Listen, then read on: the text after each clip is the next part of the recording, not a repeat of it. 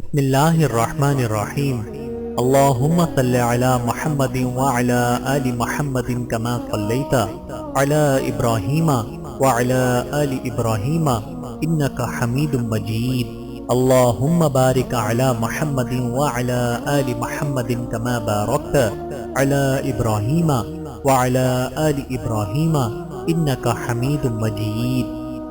بسم اللہ الرحمن الرحیم۔ السلام علیکم ورحمۃ اللہ وبرکاتہ۔ موت کا منظر، جان کنی کے بعض مناظر۔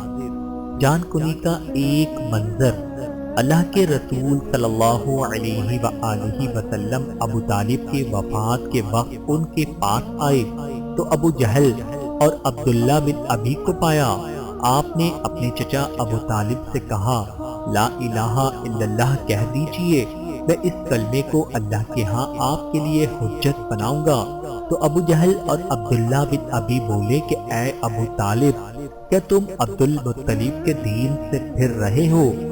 بارہا اللہ کے رسول ابو طالب پر اس کلمے کو پیش کرتے رہے اور وہ لوگ اپنی بات دہراتے رہے، یہاں تک کہ آخر میں ابو طالب نے ان لوگوں سے کہا کہ وہ عبد المطلب کے دین پر ہیں اور لا الہ الا اللہ کہنے سے انکار کر دیا۔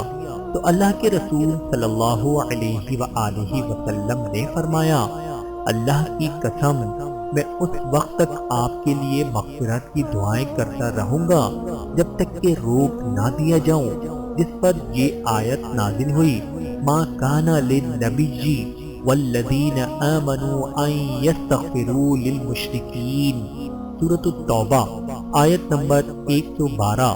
ترجمہ، پیغمبر اور دوسرے مسلمانوں کے لیے جائز نہیں کہ وہ مشرکین کے لیے مغفرت کی دعائیں مانگے۔ نیز یہ بھی اس سلسلے میں نازل ہوئی، انک لتہدی من احببت ولکن اللہ یہدی من یشاء وہو اعلم بالمہتدین، سورۃ القصص آیت نمبر 56۔ آپ جسے چاہیں ہدایت نہیں دے سکتے، بلکہ اللہ تعالیٰ ہی جسے چاہتا ہے ہدایت دیتا ہے۔ ہدایت والوں سے وہی خوب آگاہ ہے۔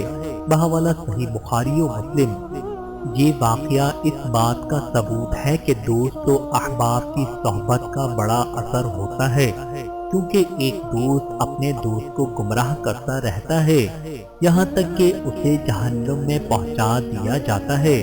اللہ اپنی پناہ میں رکھے۔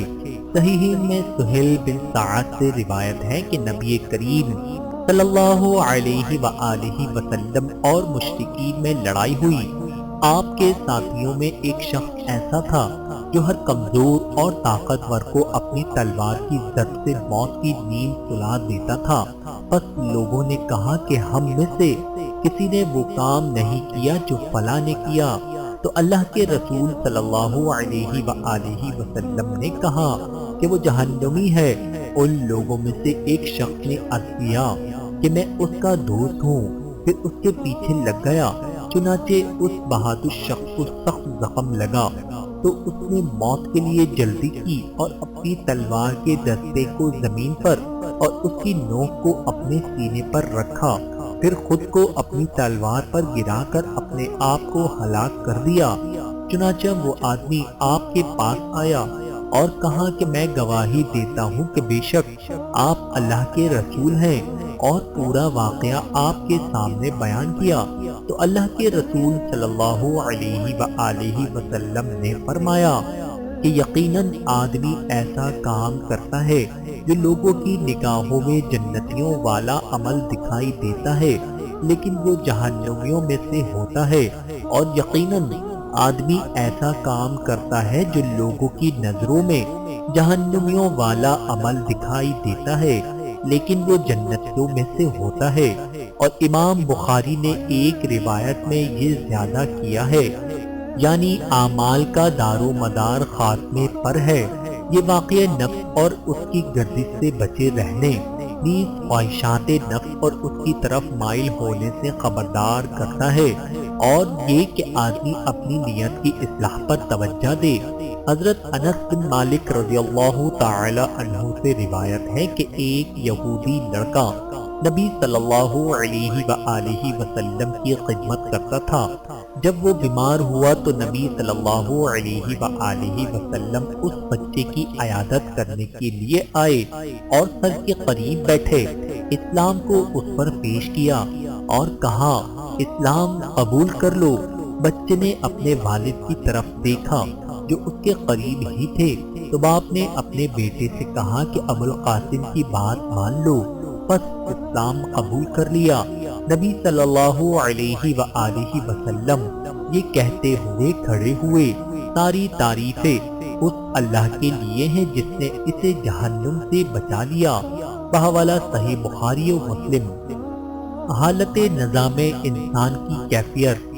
بعض اہل علم نے موت اور جان کنی کی کیفیت کو بیان کرتے ہوئے کہا ہے، جان لو حقیقت میں جان کنی کی سخت تکلیف کو وہی شخص جان سکتا ہے جس کا اس سے سابقہ پڑا ہو، اور جس کا سابقہ نہیں پڑا ہے وہ اپنے اوپر پیش آمدہ آلام و مصائب پر قیاس کر کے جان سکتا ہے۔